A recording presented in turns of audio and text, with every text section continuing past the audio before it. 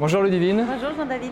Merci de nous recevoir la maison Albert Bichot. Merci. En ce vendredi 24 septembre, une semaine après les vendanges. Pile, 7 jours pile. Pile. Alors la première question que j'ai envie de te poser, comment ça va? Écoute, ça va, je te remercie. Les vendanges vont bientôt toucher à leur fin, donc cette partie-là va être bientôt derrière nous. Et puis il faut se sentir d'attaque pour la suite, les vinifications et puis tout le reste. La viande c'est J-57. Ça avance. On va revenir un peu en arrière. Oui. Et je voudrais que tu nous parles de ce millésime particulier, complexe, dès le début, j'allais dire, dès avril. Oui, tu as raison. Et même bien avant aussi, dès le mois de mars, puisque pour faire court, grosse vague de chaleur sur fin mars, donc explosion de la végétation avec sortie des bourgeons, mais de la vigne, mais d'autres végétaux également.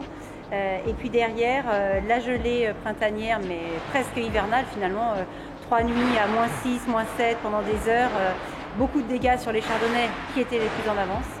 Et puis les pinots noirs un petit peu en réserve encore. Donc une grosse nerf des nerfs qui commence à ce moment-là parce que la végétation a mis du temps avant de repartir.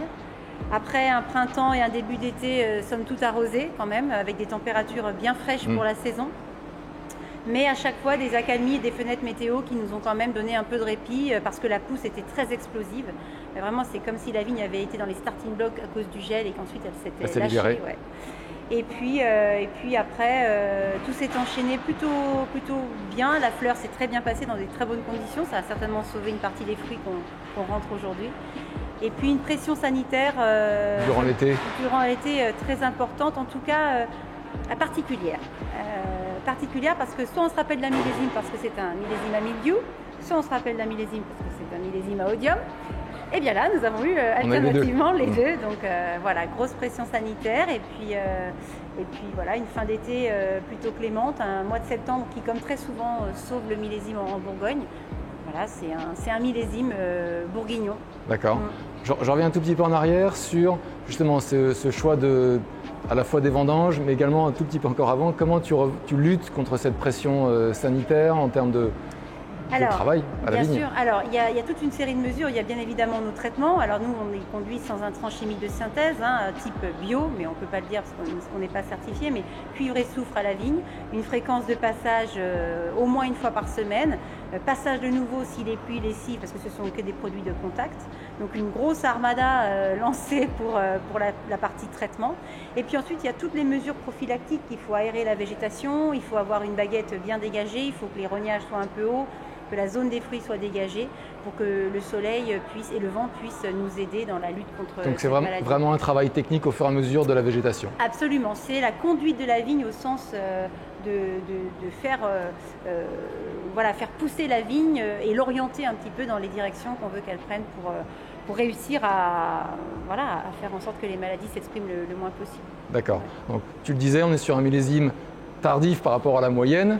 Pas si tardif quand on regarde l'historique quelque part de la Bourgogne. Tout dépend combien de temps on fait la moyenne. C'est une question d'échelle. Ce choix de date de vendange ou de contrôle de maturité comment tu analyses toi ces paramètres? Comme d'habitude, nous avons réalisé plusieurs prélèvements à la vigne pour contrôler nos maturités. Ça c'est immuable et c'était peut-être encore plus important cette année parce qu'il fallait y apporter une autre composante dont nous étions vraiment défaits jusqu'à présent ces 6-7 dernières années, c'est l'état sanitaire. Et ça, c'est vraiment le croisement et le compromis à trouver entre la météo qui est annoncée, l'état sanitaire en cours, voire même à venir, et le niveau de maturité. Donc il y a longtemps qu'on n'avait pas eu à mettre tous les paramètres dans la balance pour pouvoir décider. Alors c'est pas facile parce que les météos sont très incertaines et l'état sanitaire change chaque matin. Mais pourtant, décider d'y aller le 17 septembre, c'était pour nous le meilleur compromis entre ces trois éléments-là, sachant que les premières analyses nous confortent dans notre choix et les premières dégustations de jus aussi. D'accord. Dans quel ordre tu as vendangé?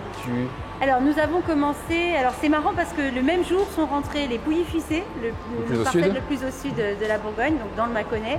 Et puis les Volnay premiers crus, notamment les Centenaux, la Carrel et les Fremiers. Et puis le même jour également, le secteur toujours un petit peu précoce chez nous du secteur des Avaux, le Clos des Avaux et les Avaux dans Beaune. Voilà, donc, et puis après tout s'est enchaîné. On a eu 2 demi-journées de pluie, donc nous sommes interrompus ces 2 demi-journées-là, mais on a quand même vendangé les après-midi ou les matins de ces jours-là. Ce qui fait que la priorité, c'était d'aller chercher nos raisins. Là, tu vois, on a une vendange qui est au bout, qui est fatiguée, les jus se libèrent vraiment facilement. Il faut y aller. D'accord. En termes de paramètres, justement, si on parle un peu des acidités, des taux d'alcool ou de sucre, comment tu analyses au global? Alors écoute, je suis plutôt rassurée. Je suis plutôt rassurée parce qu'en fait, les maturités des polyphénols, les tanins, les peaux, de toute façon, ne bougeaient plus. Donc ça, c'est plutôt encourageant. Les pépins sont bien marrons, les peaux assez dilacérées facilement sous la dent.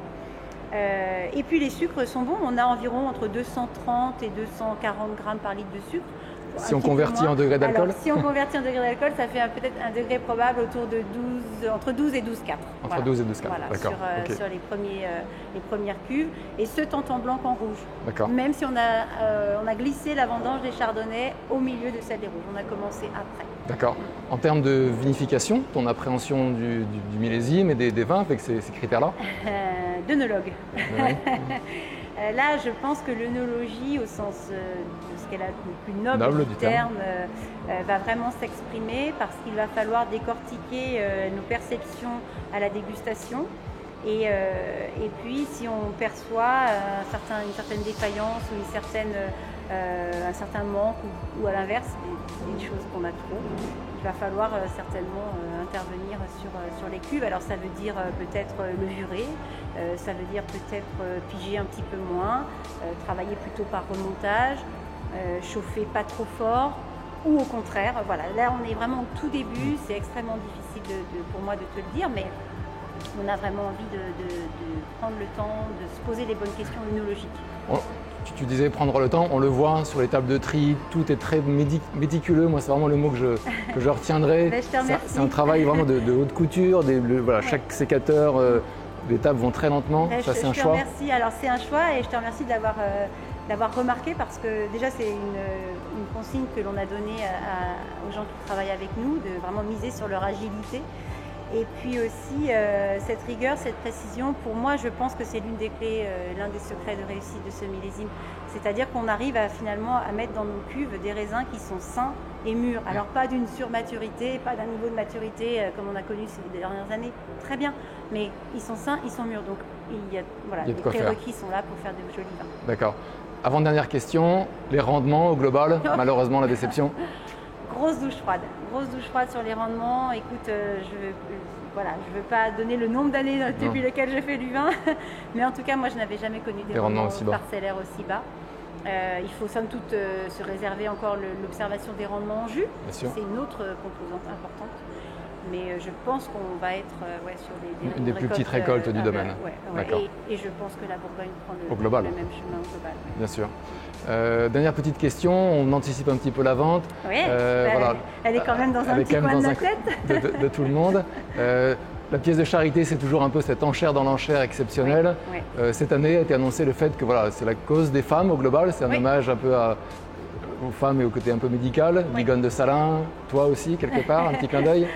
Humblement, mais petit clin d'œil peut-être, mais en tout cas, c'est vrai que l'institution avait à cœur de mettre en avant ce principe de la cause unique, donc autour des femmes. Voilà. Et puis, malheureusement, l'actualité nous montre que dans un certain domaine, elles ont encore besoin d'être aidées, encore besoin d'être soutenues. Et donc cette cause féminine, en tout cas, prend tout son sens. Alors oui, parce que le régisseur est une femme, mais si j'avais été du genre masculin, Bigone de Salins, on va plutôt faire honneur à Bigone de Salins.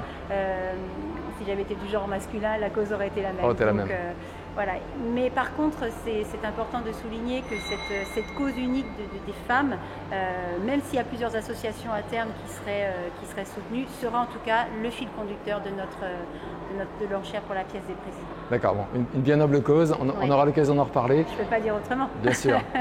Et on refera le bilan de toute façon également en termes de vinification avant les élevages. Avec voilà. plaisir. À très bientôt. Bientôt. Merci Ludivine.